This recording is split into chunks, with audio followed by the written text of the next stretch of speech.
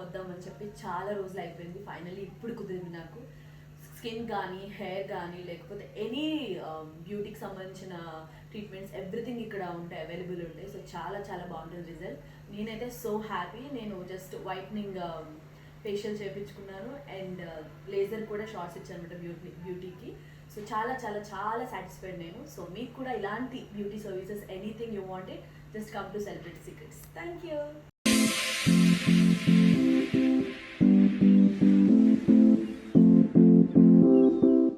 Hello all, this is Rohini. So celebrity సీక్రెట్స్కి వద్దాం అని చెప్పి చాలా రోజులు అయిపోయింది. ఫైనల్లీ ఇప్పుడు కుదిరింది నాకు.